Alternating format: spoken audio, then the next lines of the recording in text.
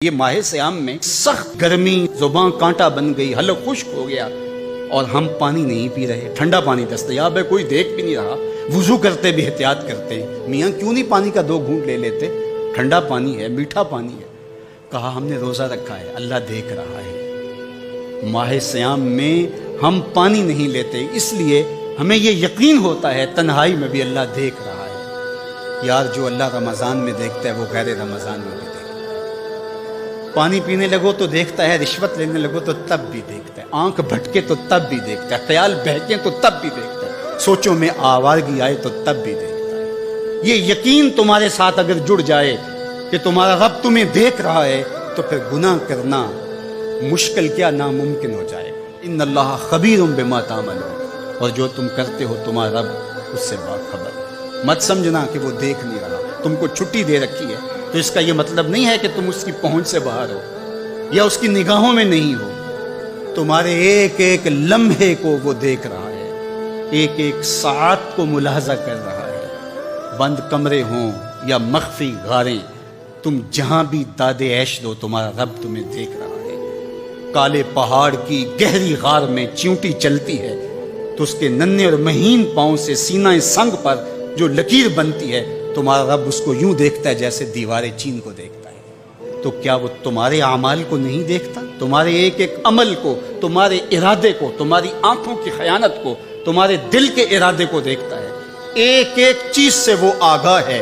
وَلَا تَكُونُوا كَالَّذِينَ نَسُوا اللَّهَ، اور ان لوگوں کی طرح نہ ہو جانا جنہوں نے اللہ کو بھلا دیا، غافل ہو گئے، اپنی خواہشات کی زندگی گزارنے لگے۔ یہ جہاں مٹھا اگلا کس نے ڈٹھا، آرزوؤں کے نوکر بن گئے۔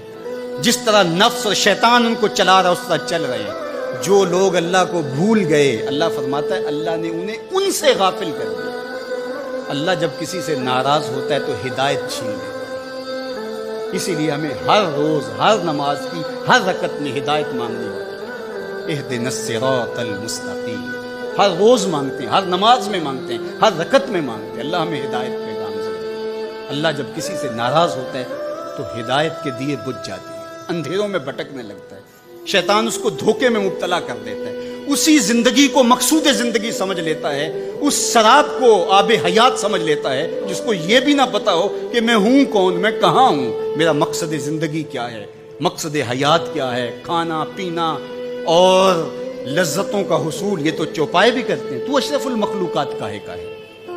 یہ زندگی تو ان کی بھی ہے کہ وہ اچھا کھاتے ہیں، تم تو ایک پاؤ بھر گوشت کھا لیتے ہو اور شیر روز ایک حرم چاٹ جاتا ہے، وہ تیرے سے زیادہ کھاتا ہے، تیرے سے زیادہ طاقتور ہے۔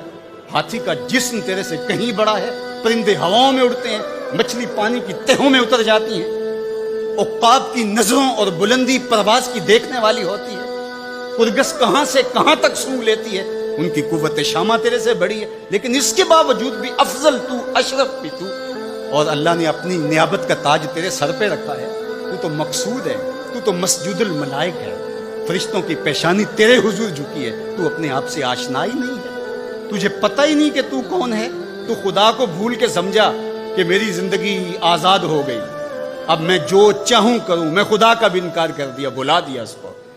کہا جب خدا کو تو بھولا تو خود کو بھول گیا، زندگی کے مقصد کو تو نے فراموش کر دیا، اب بھٹکتا ہے ارض فلات میں، جنگل میں پڑے ہوئے خشک پتے کی طرح جس کو ہوائیں کبھی ادھر اڑا دیتی ہیں کبھی ادھر اڑا دیتی ہیں۔ مقصد حیات کا علم نہیں ہے، خدا کو بھولنے کا یہ نتیجہ ہے جو تجھے بھگتنا پڑ رہا ہے۔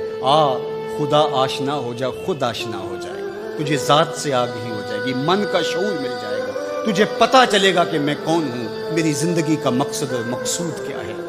تو اگر تو ایسا نہیں کرے گا تو اللہ تجھے تیرے سے بے خبر کرے، تیری ٹانگیں نہیں توڑ دی جائیں گی، تیرا رزق نہیں چھین لیا جائے گا، تیری آنکھوں سے روشنی نہیں اچکی جائے گی، تیرے کانوں کی سماعت نہیں کھینچ لی جائے گی، یہ سب کچھ ہوگا لیکن مقصد زندگی نہیں۔ تو کہا اس قرآن سے جڑ جاؤ، اپنی زندگی کو مالک کے سپرد کر دو اور ایک ایک لمحہ مالک کی چوکھٹ پہ گزار دو۔